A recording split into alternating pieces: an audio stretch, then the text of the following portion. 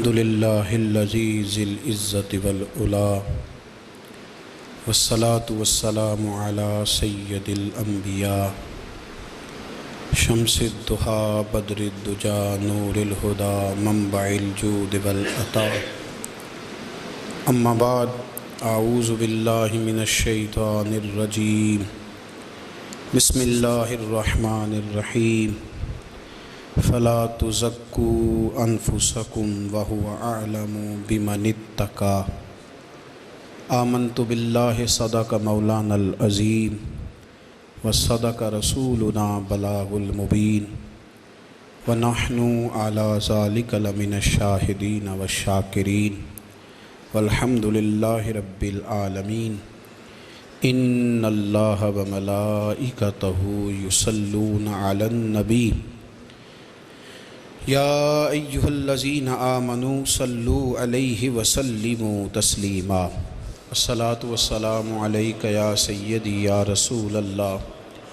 وعلی آلک واصحابک یا سیدی یا حبیب اللہ الصلاۃ والسلام علیک یا سیدی یا نبی اللہ وعلی آلک واصحابک یا حبیب اللہ اللہم صلی علی سیدنا و مولانا محمد معدن الجود والکرم وعلی آلہ وصحبہ وبارک وسلم۔ حمد و صلوات کے بعد ہمارا سلسلہ گفتگو راہ عمل کے نام سے آج عمل کے جن رستوں پر چلنا ایک بندہ مومن کو اور طریقت کے تصوف کے معرفت کے رستے پر چلنے والے جن لوگوں کے لیے جن چیزوں کی ضرورت ہوتی ہے اور جو چیزیں انسان کی روحانی ترقی کو روک دیتی جو دنیاوی طور پر مالی طور پر اسے مضبوط کر دیتی ہیں لیکن عملی طور پر اسے کمزور کر دیتی ہیں، ان چیزوں میں سے ایک چیز پر ہم بات کریں گے۔ انسان کا یہ مزاج ہے کہ وہ اپنے آپ کو اچھا بتاتا بھی ہے اور اچھا کہلاتا بھی ہے۔ روز بروز اس کے اندر یہ خواہش بڑھتی چلی جاتی ہے کہ لوگ مجھے اچھا کہیں، اچھا جانیں، میری تعریف ہو، خود پسندی میں مبتلا ہوتا جاتا ہے۔ کوئی شخص اگر بطور اصلاح بھی اس پر تنقید کر دے تو اس کو وہ بھی چیز پسند نہیں ہوتی، اور بہت ساری جگہوں سے بہت سارے معاملات سے وہ اس لیے بھی رک جاتا ہے کہ وہاں چیزیں اس کی مرضی کے مطابق نہیں چل رہی۔ قرآن مجید نے انسان کی اس کمزوری کا ذکر کیا ہے اور سورہ نجم کے اندر ارشاد فرمایا کہ فلا تزکوا انفسکم، فرمایا اپنے آپ کو ستھرا بنا کر پیش نہ کرو، وَهُوَ أَعْلَمُ بِمَنِ اتَّقَى، اللہ خوب جانتا ہے تم میں سے پرہیزگار کون ہے۔ یہ قرآن مجید ہے، ان دو لفظوں میں وضاحت کر دی، تم نہ اپنے آپ کو پیش کرو۔ ہمارے ہاں ہر آدمی کا مزاج ہے، ہم اپنی خدمات بتاتے ہیں، اپنی خدمات گنواتے ہیں، اپنا تعارف کراتے ہیں، اپنے منہ سے اپنا آپ بتاتے ہیں۔ اس کا نقصان یہ ہوتا ہے، کمزوری یہ واقعہ ہوتی ہے کہ انسان اخلاقی طور پر اور روحانی طور پر کمزور ہو جاتا ہے۔ اس آدمی نے 5 سال کسی ادارے میں پڑھا لیا، وہ بھی بتا رہا ہے جی الحمدللہ 5 سال سے قرآن پاک پڑھا رہا ہوں۔ کس کو بتا رہے ہو؟ اگر تو اللہ کی رضا کے لیے یہ کام کیا تو پھر بتانے کی کیا ضرورت ہے؟ اللہ کریم تو جانتا ہے۔ میں نے وہاں 10 سال نوکری کی، دین کی، تو بتا کس کو رہے ہو؟ کس کو آپ یہ بات بتلا رہے ہیں؟ یہاں تو اپنا بتانے کا اتنا عجیب ذوق پیدا ہوا ہے کہ اپنے والد کو حج کرا کے لوگ دنیا کو بتا رہے ہوتے ہیں۔ میں نے اپنے ابا کو حج کرایا، بھئی ابا آپ کے تھے تو آپ نے حج کرانا تھا، کسی اور نے تھوڑی کرانا تھا۔ جب والد آپ کے تھے تو آپ کو ہی کرانا تھا۔ میں نے بھی بہنوں کی شادی کی تو بہنیں کس کی تھیں؟ میں نے بھائی کے ساتھ مدد کری تو بھائی کس کا تھا؟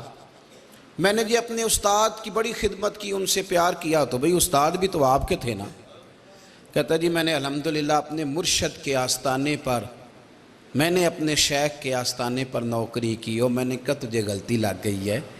کسی نے کہا تھا حضرت انس بن مالک سے بڑے نصیبوں والے ہو, 10 سال ہو گئے حضور کی نوکری میں. فرمانے لگے یہ تو ان کی نظر ہے کہ رخ ان کا ادھر ہے, تو ان کی مہربانی ہے. میں کون ہوتا ہوں مطلب میں اور ان کی نوکری؟ تو امیر حرم میں غریب بے نوا, تو کجا اور من کجا. اپنا آپ بتانا, اپنا آپ دکھانا, اپنے آپ کو ظاہر کرنا, اپنی تعریف پسند کرنا, مجھے مانو, مجھے کہو, مجھے گنو, میں خوبصورت زیادہ ہوں, میں پڑھا لکھا زیادہ ہوں. کچھ کو یہ بھی مسئلہ ہوتا ہے کہ میں سینئر زیادہ ہوں. بھئی آپ کیا بات کر رہے ہیں؟ یہ اللہ فرماتے ہیں تو اپنے آپ کو بنا کے پیش. دیکھیں نا کیسے خوبصورت لفظ ہے, فَلَا تُزَكُّوا أَنفُسَكُمْ, اپنے آپ کو ستھرا بنا کے پیش نہ کر. وَهُوَ أَعْلَمُ بِمَنِ اتَّقَىٰ, وہ خوب جانتا ہے تم میں سے متقی کون ہے. اسے بڑے بھولے بھالے, بڑے اللہ والے, ریاض آپ کو بس ہم ہی جانتے ہیں, یہ تو ہمیں پتہ ہے.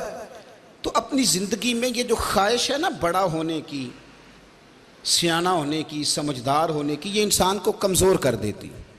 ہم تعارف ہی بڑا کراتے ہیں, ہمارا تعارف بہت زیادہ ہے, ہمارا ذکر بہت زیادہ ہے, ہم بہت بڑے ہیں, ہمیں مانو, ہمیں گنو, ہمیں شمار کرو, ہماری خدمات کو تسلیم کرو. ہمارے ہاں تذکرے کیے جاتے ہیں, باتیں کی جاتی ہیں. ایک حدیث ہے اور میرا خیال ہے کہ یہ حدیث ہمیں بتائے گی کہ وہ جو ہمارے اندر ادھیڑ پدیڑ ہے نا, وہ جو مد و جزر ہے, وہ جو دل لگتا نہیں, کہیں ٹھہرتا نہیں, وہ جو نماز میں طبیعت جمتی نہیں, وہ جو قرار ملتا نہیں, وہ جو سکون آتا نہیں.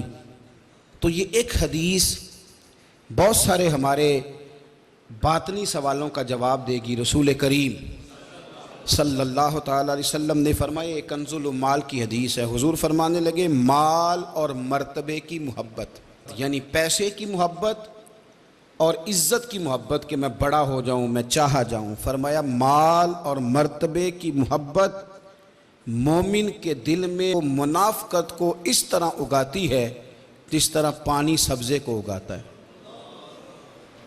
مومن منافقت کے راستے پہ چل پڑ.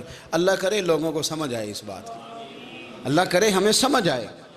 یہ تو مال کمانے نہیں نکلا اور یہ تو مرتبہ حاصل کرنے جب نکل پڑا ہے تو فرمایا تیرے اندر منافقت, پھر نہ حلال حرام کی تمیز رہ جائے گی, نہ اپنے بیگانے کی تمیز رہ جائے گی, کوئی پتہ ہی نہیں رہ جائے گا. پھر تو انسان بھیڑیوں کی طرح لوٹتا پھرے گا, کھاتا پھرے گا, دندناتا پھرے گا. میرے رسول کریم صلی اللہ تعالیٰ علیہ وسلم نے بالوضاحت فرما دیا.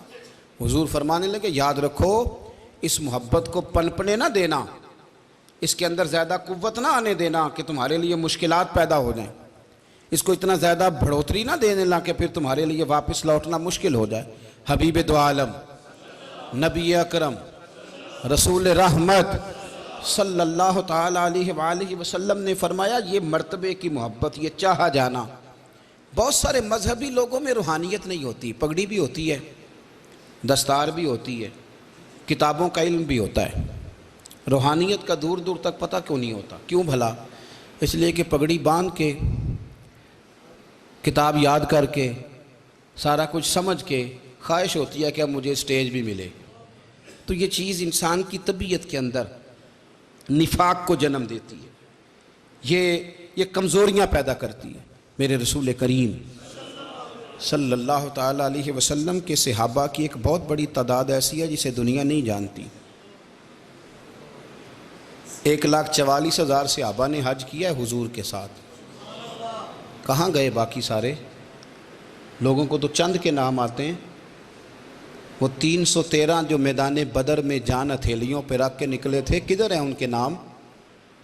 وہ جو 72 احد میں شہید ہو گئے تو وہ کہاں تھے؟ کہاں گئے وہ لوگ؟ اور میاں اگر وہ بھی اس چکر میں ہوتے کہ پہلے میری تختی لگاؤ, پہلے مجھے سینئر مانو, پہلے مجھے بڑا جانو, پہلے میرا اقرار کرو, پہلے مجھے کوئی گولڈ میڈل دو, تمغہ حسن کارکردگی دو, تو پھر تو کام رہ گیا تھا.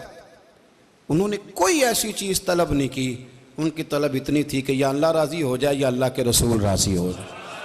یہ خود پسندیاں, یہ چاہا جانا, یہ مرتبہ, اٹھ بلیا چلو تھے وسیے, او جتھے وس دینی سارے ینے, نہ کوئی ساڈی ذات پچھانے نہ کوئی سانو مننے۔